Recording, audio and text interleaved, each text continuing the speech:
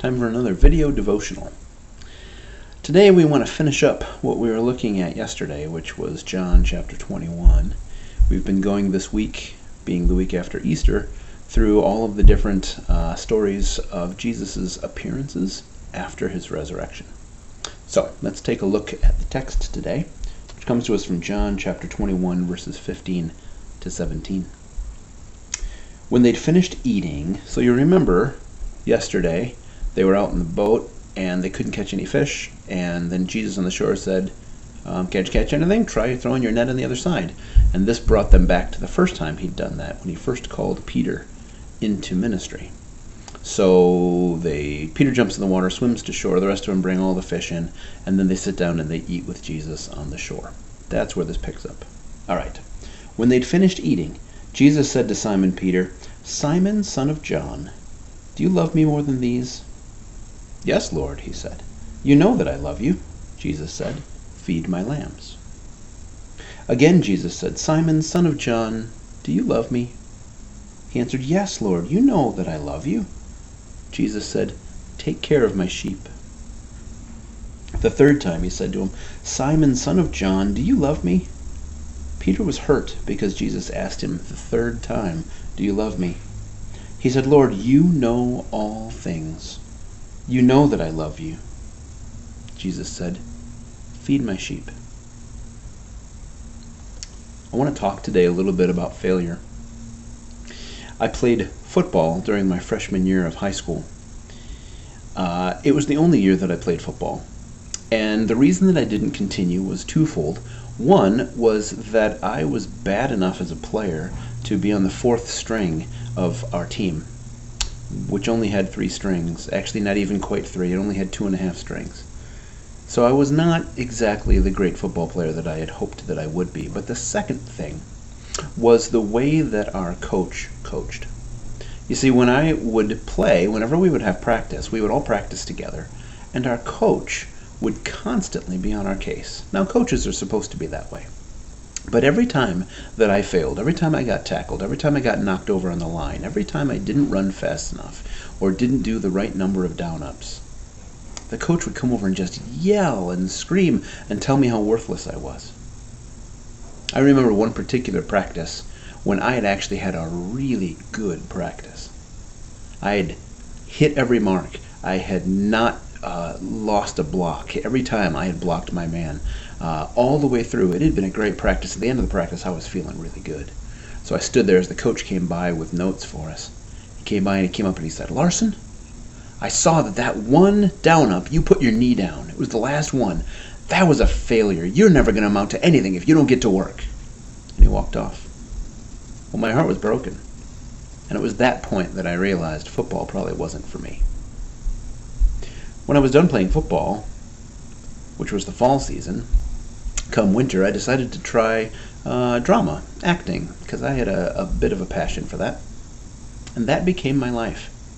When I was an actor, every time I would flub up a line, our director, instead of telling me that I was worthless, our director would say, "Oh, well, that wasn't quite right. Here's another way you could do it," and would constantly help me to see failure as a means of learning how to increase my worth.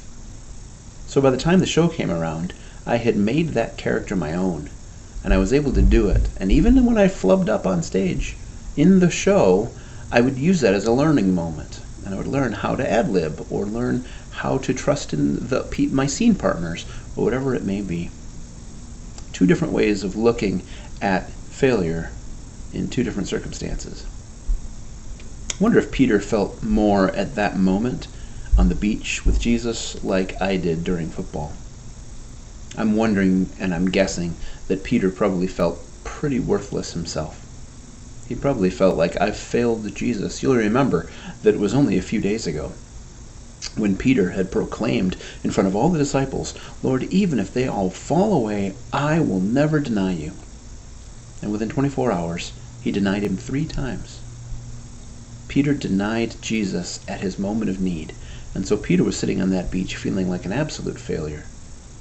He said, "I have failed, and therefore I am worthless." But Jesus was back. So he had an opportunity to change that. When Jesus finally, after the entire meal, turned to Peter, Peter's heart began to race, I'm sure. And Jesus said, Peter, do you love me? Peter knew that he had failed Jesus, but he desperately wanted this opportunity to tell Jesus that yes, I love you. And so he did. You know I love you. And Jesus said, feed my sheep. This wasn't just a simple statement. This was a reinstatement of Peter into leadership among the disciples, and in fact among the church. But Jesus wasn't done. He turns to him again. He says, Peter, do you love me? So Peter's being reinstated, but now he's asking again. Why is he asking again? Yes, Lord, you know I love you. And Jesus said, feed my lambs. And then the third time comes, and the third time Jesus asks, Peter gets scared, frustrated, angry. Maybe those feelings of worthlessness came back. Lord, you know all things. This is not a small statement. Only one being ever has known all things, and that was God. So Peter finally makes the statement that Jesus has been waiting for. Yes, Lord, I believe you are who you say you are. You know I love you, Peter says. And Jesus said, feed my sheep.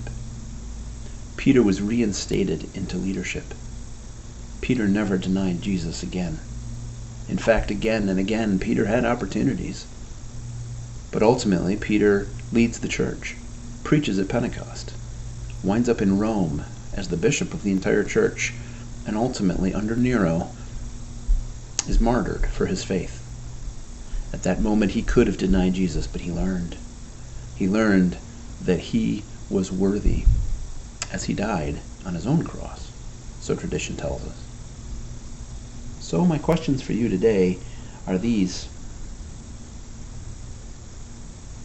What failures have you faced in your life? Think back. Maybe it doesn't have to be very far that you think back. Maybe it's all the way back to your childhood. But what failures have you faced? Second question, how have those failures affected you? Have you felt suddenly like you were absolutely worthless because you failed? Or have you been able to see them as growth opportunities? Chances for you to become better? Third question, who has been there for you when you failed? And how have they treated you because of it? Sometimes it's parents, and some parents are there to encourage us and help us to grow, and some parents aren't. Sometimes it's mentors or friends or even just ourselves. Who's been there for you in your times of failure?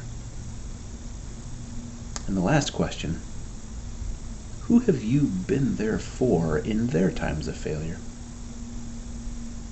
And can we help to not make them feel worthless, but rather to help them feel like they have great worth and that these failures are just learning opportunities? Let's think about that. And I hope that I can see you again soon.